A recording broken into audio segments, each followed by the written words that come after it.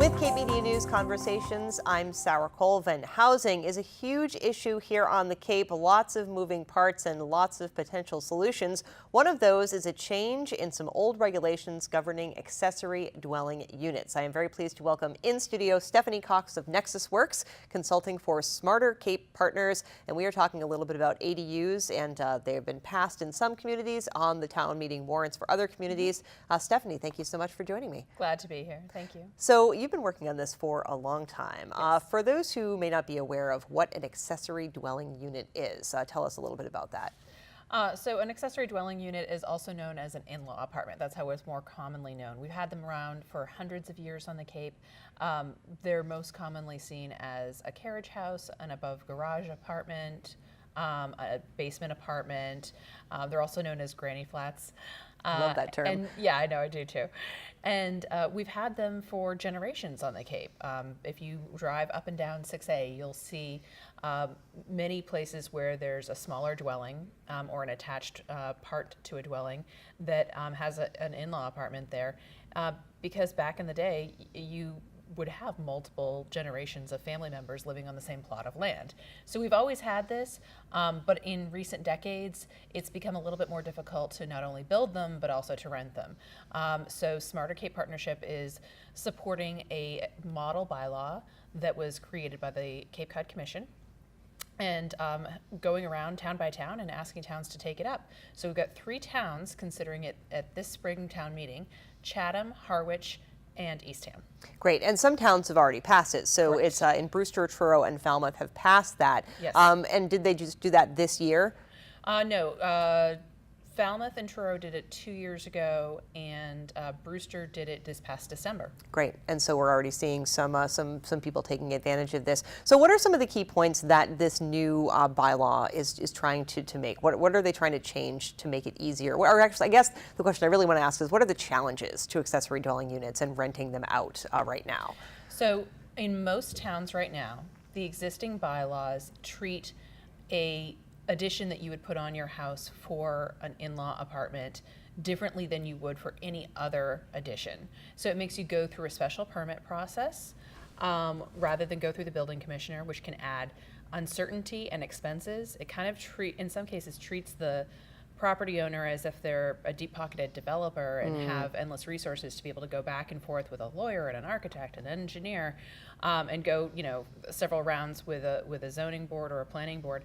As opposed to if they meet all of the existing zoning requirements going through the building commissioner. That's the first piece. The second piece is whom you can rent it to. Right now, a lot of towns have restrictions saying that you can only rent it to a family member, or otherwise that you can only rent it on an affordable basis to someone off of the state's low-income housing list. Sure, they call it the Ready Renter list. I believe that's what it's called, yeah, the SHI list. And the problem with that is that may work in some cases for if someone's already had an existing ADU that's been in place for 50 years and they've already paid off the cost of it. But no homeowner is going to go through the cost of building an accessory dwelling unit, which can cost anywhere from $50,000 to $150,000. If they then can't charge the rent to pay back that monthly loan on their home. The math just doesn't add up, and Sure. we can't ask homeowners to subsidize the rent of tenants. Because there's got to be a benefit for homeowners. Exactly. You're inviting someone to live on your property. You're going to become a property manager that's kind of on site. So you need to have that incentive to say, okay, I'm going to open up my home to a renter, help this housing problem. What's in it for me? Right, exactly. We have to recognize that homeowners need to be able to pay back the cost.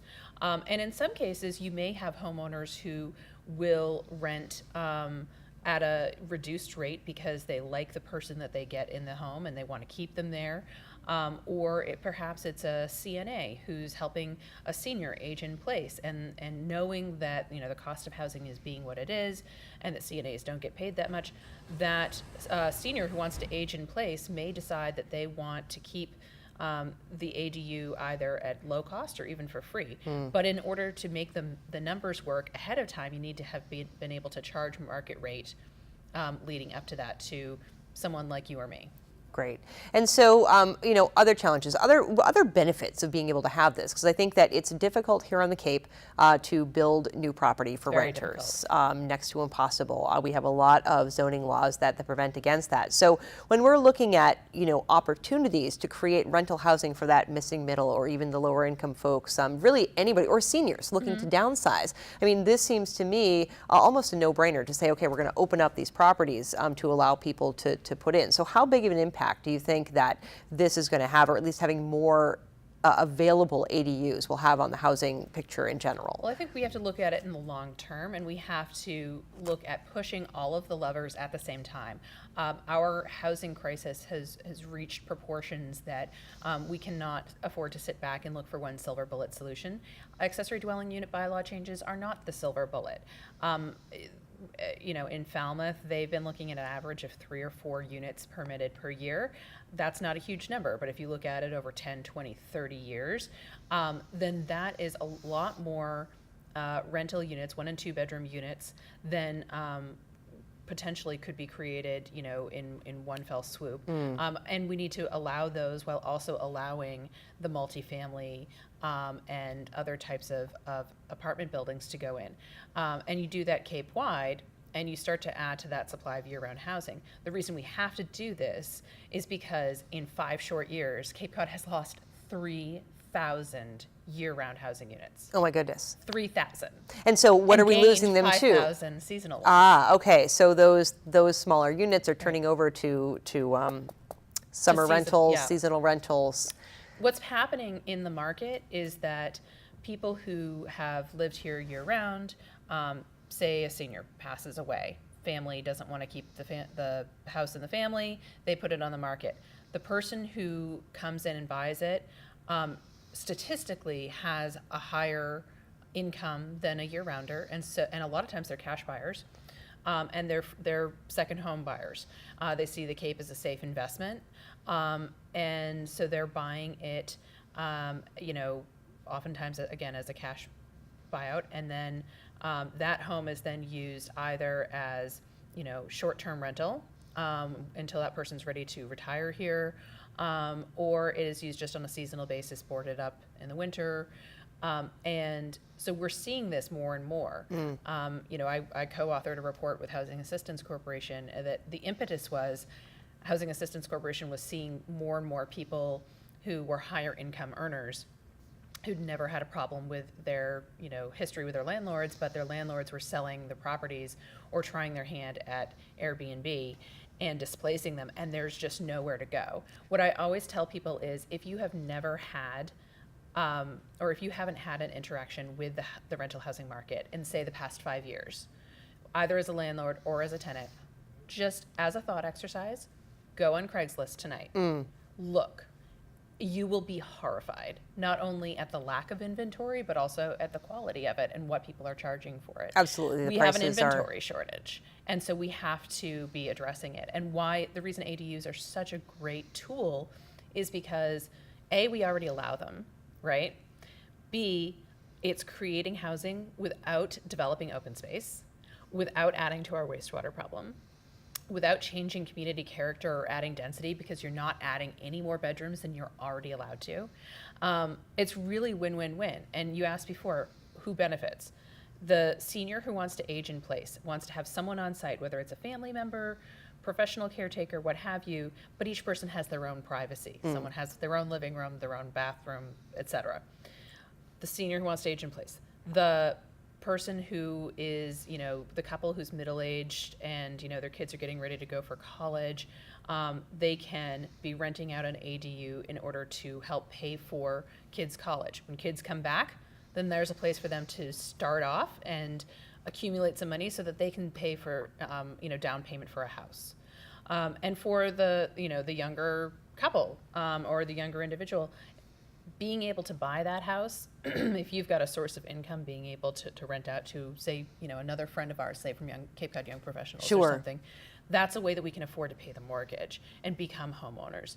So, and then certainly not least at all is that we are adding more of a supply of year-round rentals, which are desperately needed for the next generation of homeowners. Like, you don't just jump into being a homeowner, you got to be able to have a rental. But if you're putting all of your disposable income towards rent, which people are, then you're never going to get to that point that you have that next generation of homeowners who are invested in their community and going to town meeting and serving on boards and committees, which is what we want to foster. Right, really to be anchored. You know, you're treading water in a rental, you're essentially giving all your money away to be able to live. And, you know, you can save money if you're a homeowner. The mortgage prices are almost lower than rentals, or slightly lower than a rental rate, so it is a win-win. It's on the docket, or on the warrant, for Chatham and Harwich, Eastham as well. Chatham and Harwich, most of our viewers are in those towns. So what needs to happen? What do voters need to know in order to help make this a reality? So voters, first of all, can visit buildasmartercape.com, which is where we have information on each town's proposal, and they can educate themselves. We've got the dates and times and locations of where all the town meetings are, and also whether or not there's childcare available. The second piece is to know if you are a registered voter in that town, then you are eligible to vote at town meeting. And don't be intimidated, even if you've never been before. You know, make a plan, go with a friend, grab dinner beforehand, and plan to sit it out, because these are where the decisions are being made that direct, where the money goes to, what kind of zoning that we have, and dictate what type of community that we live in. So it's incumbent upon all of us who care to take just a few hours out of our night once a year to go to town meeting. Absolutely. Stefanie, thank you so much, and we will keep an eye on this for sure, and thank you for coming in and telling us a little bit about this, and thank you for your work to help improve housing here on Cape Cod. Absolutely. Well, we're happy to do it. We think that this model bylaw is a great way to not only add to the supply of year-round housing, but also do so in a way that is sensitive to neighbors, adds in protections for neighbors, and also is sensitive to and protects the environment. Wonderful. Well, thank you so much. Thank you. My guest today is Stefanie Coxe of Nexus Works LLC, consulting for Smarter Cape Partnership, talking about accessory dwelling units and the housing issues here on Cape Cod. For Cape Media News, I'm Sarah Colvin.